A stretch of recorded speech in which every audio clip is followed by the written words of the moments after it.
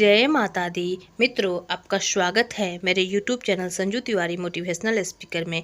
मित्रों, आज की जो कहानी है वो बहुत ही ज्ञानवर्धक है और काफ़ी रोचक है। आज हम भाग्य और लक्ष्मी के बारे में बात करेंगे कि भाग्य बड़ी हैं कि लक्ष्मी बड़ी हैं। यह कहानी एक बार आप ज़रूर सुनिए। एक बार आप सुनिएगा तो इससे आपको ये पता चल जाएगा कि हमारे पास लक्ष्मी क्यों नहीं टिकती हैं, हमारा भाग्य क्यों हमारा साथ नहीं देता है।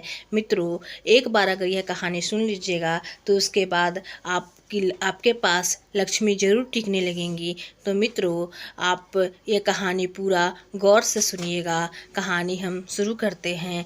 तो अगर उससे पहले मैं इतना कहना चाहती हूँ कि कहानी अच्छी लगे तो लाइक और सब्सक्राइब कर दीजिएगा और एक कमेंट भी ज़रूर कर दीजिएगा।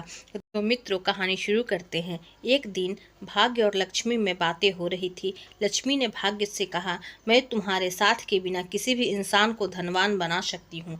भाग्य ने इस पर कहा, आप मेरे साथ के बिना किसी इंसान को धनवान नहीं बना सकती हैं, क्योंकि जिस व्यक्ति का भाग्य साथ देता है लक्ष्मी उसी के पास ठहर पाती है, अन्यथा नहीं। धीरे धीरे इस बात ने बहस का रूप ले लिया। अब दोनों अपनी अपनी बातें लेकर विष्णु जी के पास पहुँचे।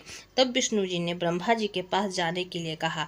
फिर वे ब्रह्मा जी के पास गए। ब्रह्मा जी ने दोनों से कहा कि तुम दोनों को 3-3 दिन के लिए पृथ्वी पर जाना होगा और अपनी अपनी परीक्षा देनी होगी।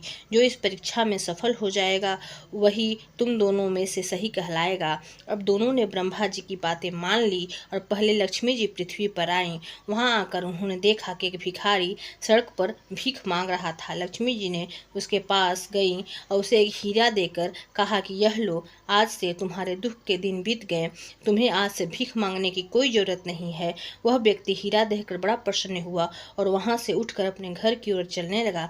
रास्ते में उसे प्यास लगी तो उसने एक तालाब के पास रुककर पानी पीने की सोची। जैसे ही वह पानी पीने के लिए नीचे झुका तो उसकी जेब से जो हीरा निकलकर तालाब में गिर गया और वहां से उसे एक मछली ने निगल लिया। अब वह हाथ मलता हुआ वापस अपने घर की ओर चल पड़ा। अगले दिन फिर वह व्यक्ति वहीं आकर भीख मांगने लगा। लक्ष्मी जी ने उसके पास गई और उससे पूछा कि मैंने तुम्हें कल हीरा दिया था और फिर भी तुम आकर यहाँ भीख मांग रहे हो। तब उस व्यक्ति ने जो बताया कि मैं तालाब में पानी पीने के लिए रुक गया था, वहाँ मेरा हीरा उसी तालाब में गिर गया। उस पर लक्ष्मी जी ने उससे एक रत्न जड़ित हार भेंट किया और बोली कि इस हार को तुम अपने पास रख लो। जब व्यक्ति हार लेकर चल दिया, घर पहुंचकर उसने वह हार अपनी बाहर की अलमारी पर रख दिया और हाथ पैर धोने के लिए चल पड़ा। इतने में ही उसके घर के पास बने पेड़ पर एक चील रहती थी। वह उस हार को कोई चमकदार वस्तु समझकर अपनी चोंच में दबाकर उड़ गई। अब वह व्यक्ति वापस आया तो उसे हार नहीं मिला। वह फिर अपने भाग्य को कोस कर रह गया। अगले दिन फिर दोबारा वह भीख मांगने के लिए पहुंचा। लक्ष्मी जी ने फिर से यही प्रश्न किया कि तुम्हें मैंने कल हार दिया था, फिर भी तुम आज भीख मांग रहे हो। अब अंत में लक्ष्मी जी ने उसे एक सोने की ईंट दी और कहा कि इसे ले जाकर तुम अपने सारे कष्ट को दूर कर लेना। अब वह व्यक्ति सोने की ईंट को लेकर अपने घर की ओर चल पड़ा। घर जाकर उसने देखा कि घर पर उसकी पत्नी नहीं है, तो वह उस ईंट को चूल्हे में छुपा कर रख दिया और अपनी पत्नी को ढूंढने के लिए चला गया। इतने में ही उसकी एक पड़ोसन उसके घर अंगार मांगने के लिए पहुंची तो उसने उसमें रखी हुई चूल्हे में रखी हुई जो सोने की ईंट को देखा तो वह उसे अपने साथ उठाकर ले गई। अब वह व्यक्ति घर पर वापस आकर देखता है तो सोने की ईंट गायब है। वह फिर परेशान होकर अपने भाग्य को कोस लेता है। अगले दिन वह फिर वहीं वापस बैठा मिलता है। तब ब्रह्मा जी कहते हैं कि लक्ष्मी, तुम्हारे 3 दिन पूरे हुए, अब भाग्य की बारी है। अब भाग्य उस व्यक्ति के पास जाता है और उसे खोटा सिक्का देकर उससे कहता है कि तुम आज अपने काम इससे ही तुम अपना काम चला लेना। वह उसको लेकर घर की ओर चल देता है। रास्ते में वह सोचता है कि सिक्के के बदले कुछ ज़्यादा अच्छी चीज़ तो नहीं मिलेगी, लेकिन कोई न कोई छोटी मछली जरूर मिल जाएगी। ऐसा सोच वह मछली वाले के पास मछली खरीदने पहुंच जाता है। अब वह उसके बदले एक छोटी सी मछली खरीद लेता है। संयोग से वह वही मछली होती है जिसके पेट में लक्ष्मी द्वारा दिया गया वह हीरा था। अब वह उसे लेकर अपने घर पहुंचता है और अपनी पत्नी से कहने लगता है कि आज मुझे एक आदमी ने खोटा सिक्का दिया था, जिसके बदले मैं इस मछली को ले आया हूँ।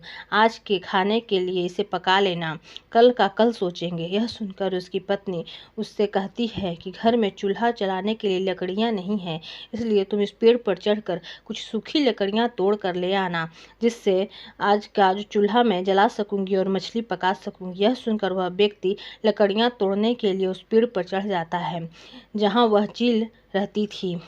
अब जैसे ही वह व्यक्ति उस चील के घोंसले के पास जाता है तो उसे अपनी लक्ष्मी द्वारा दी गई हार दिखाई देता है। अब उसे यह देखकर बहुत खुशी होती है।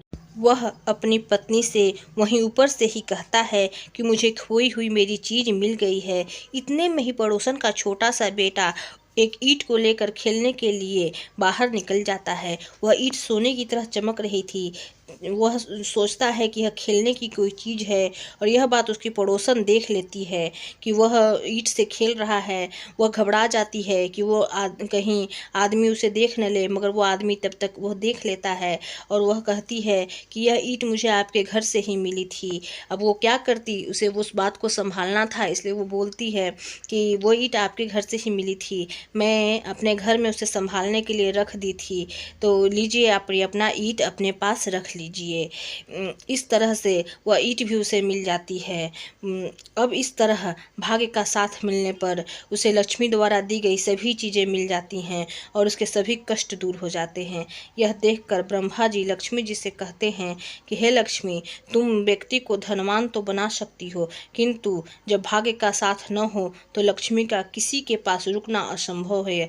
यह सुनकर लक्ष्मी जी ब्रह्मा जी की बात को मान लेती हैं और दोनों अपने अपने स्थान पर वापस लौट जाते हैं। तो मित्रों, इस कहानी से हमें यही पता चलता है कि भाग्य भी बहुत ज़रूरी है, तभी लक्ष्मी हमारे पास टिकती हैं। तो मित्रों, अब इस कहानी अगर आपको आज अच्छी लगी हो तो लाइक और सब्सक्राइब कीजिएगा, एक कमेंट भी ज़रूर कर दीजिएगा। मित्रों, आज की कहानी यहीं तक, मिलते हैं अगले कहानी में। पूरा कहानी सुनने के लिए धन्यवाद।